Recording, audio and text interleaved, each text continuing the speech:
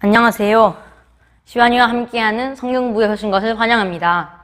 이번 시간에는 로마서 14장 13절부터 23절에서 형제를 거리끼게 하지 말라에 대한 내용을 함께 나눠보도록 하겠습니다. 앞선 1절부터 12절에서는 형제를 비판하지 않는 소극적인 내용을 주로 다뤘다면 13절부터 23절에서는 형제가 자신을 혹은 자신이 형제를 비판할 그런 원인 자체를 제공하지 않는, 즉 보다 더 적극적인 내용을 말해주고 있습니다. 바울은 앞서 나온 1절부터 12절 내용과 같이 13절에서 다시는 서로 비판하지 않고 형제가 넘어지지 않도록 거리끼지 않도록 주의해야 한다라고 말하고 있습니다.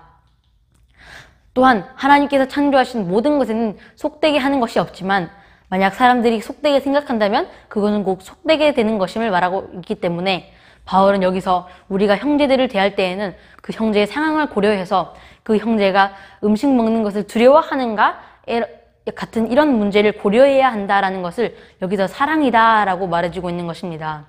또한 바울은 하나님께서 창조하신 것들 가운데서 부정한 대상이 있다라는 것에 대해서 분명히 부정을 하고 있습니다. 속되고 악한 것은 인간의 마음에서 나오는 두려움 때문이지 삶을 자체와는 무관한 것입니다.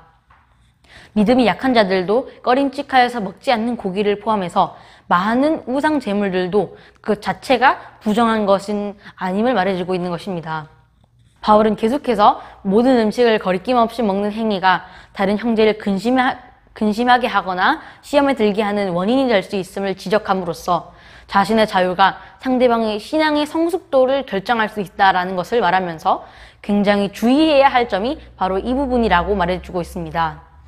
자유롭게 음식을 먹을 수 있는 이방인들에게, 유대인 출신 그리스도인들에게 조금만 더 양보를 하고, 특히 15절에서는 우리가 형제를 근심케 하는 것은 사랑으로 행치 않는 데서 비롯된다는 말을 말해주고 있습니다. 그렇기 때문에 우리는 주 안의 형제와 자매들, 즉 신앙의 공동체 안에서 사랑을 따라 행함으로 사람들이 시험에 들게 하거나 근심케 하면 안 된다라는 것을 본문에서 잘 말해주고 있습니다.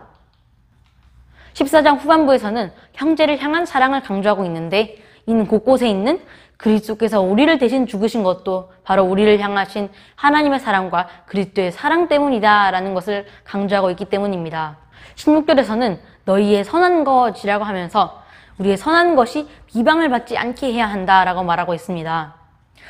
이것은 곧 그리스도 안에서 나오는 그리스도 안의 그 자유함이 그만한 믿음을 갖지 못한 자들에게 비난의 빌미를 제공해서는 안 된다는 것을 경계해야 한다라고 말하고 있고, 우리의 자유가 타인에게 고통과 괴로움을 주고 그 사람이 실족시킬 위험이 있다면 우리는 언제라도 이것을 기꺼이 포기해야 할 수 있어야 한다라고 16절에서 경고하고 있는 것입니다.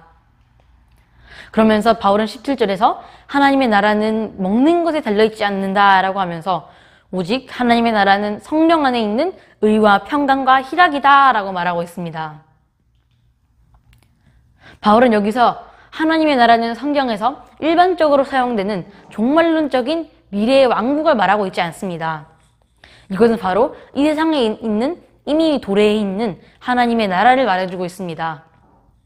또한 여기서는 하나님의 나라를 말해주면서 하나님의 통치를 여기서 하나님의 나라는 무엇이다 라고 말해주고 있는 것입니다. 바울은 본절에서 하나님의 통치를 받는 하나님의 나라가 먹고 마시는 문제의 멸망이나 성공이 달려있다는 것이 아니라 바로 성령 안에서의 의와 평강과 희락을 누리는 것이, 그러므로 음식에 대한 규례가 마치 경건의 기준이 되거나 하나님의 나라에 들어가는 기준이 되어서는 안 되고, 또 그렇게 생각해서는 안 되고, 자유롭게 먹는 자유의 사용이 형제의 실족됨과 형제의 시험됨보다 더욱더 우선돼서는 안 된다라는 것이 바로 17절에서 하나님의 나라는 무엇에 달려있지 않다라고 말해주고 있는 것과 같습니다.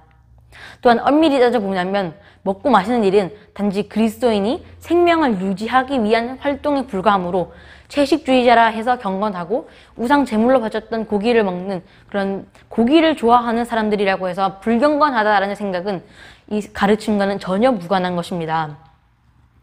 바울은 18절에서 이로써 그리스도를 섬기는 자들은 하나님을 기쁘시게 하며 사람에게도 칭찬을 받는다라고 말합니다.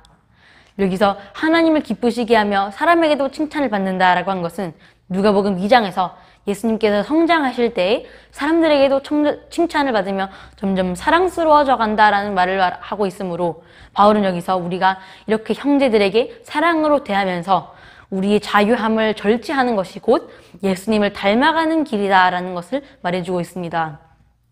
또한 여기서 우리는 이 세상과 단절하고 혼자 살거나 산속에서 은둔하면서 살아가는 것이 아니라 하나님을 잘 섬기기 위해서 이 세상 사람들에게도 하나님의 의와 하나님의 영광을 보여줘야 한다라는 것을 말해주고 있습니다.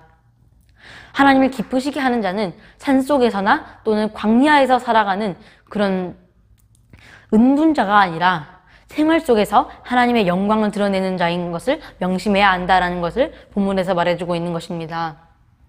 바울은 19절에서 이러므로 라는 말을 사용하여서 13절부터 18절까지의 내용을 정리를 합니다.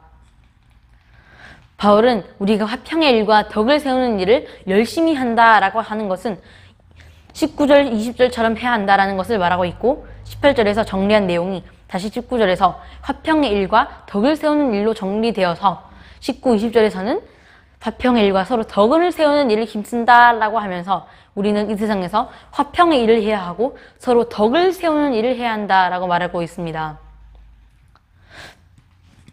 20절에서는 문맥상으로도 알 수 있듯이 19절과 연결되는 내용인데 여기서는 바울이 하나님의 뜻을 하나님의 사업이다 라고 표현을 했고 14장에서 계속해서 언급했던 음식의 문제가 하나님의 사업에 차질이 생기게 할 수 있다라는 사실을 말립니다.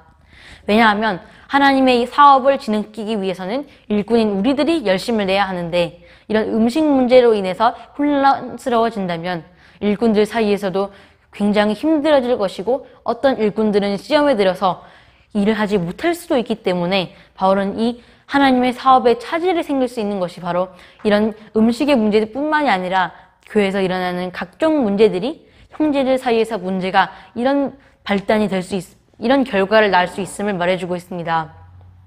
그래서 이 명령을 통하여서 음식을 먹는 문제로 하나님의 사업을 파괴하지 않도록 경고를 하고 있습니다.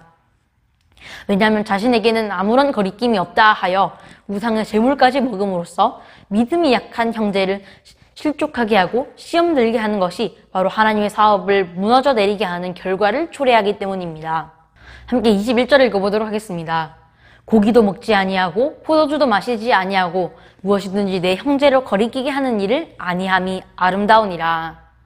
바울은 앞에서도 계속해서 말했듯이 특히 17절에서도 하나님의 나라가 먹는 것에 달려있지 않다라는 것을 21절에서 다시 한번 강조함으로써 또는 정리함으로써 고기를 먹든지 포도주를 마시든지 또는 채식을 하든지 내 형제로 거리끼게 하지 않는 것이 곧 하나님께 영광 돌리는 것이고 아름다운 것이다 라는 것을 여기서 말해주고 있습니다. 22절에서는 믿음이 연약한 자 앞에서는 믿음의 자유의 행위를 제한해야 하고 자유가 있다 하더라도 그 자유를 잠시 내려놓아야 한다라는 것을 말해주고 있고 그리스도 안에서 얻은 그 믿음과 자유를 여전히 버리지 말라라는 의미를 말해주고 있습니다.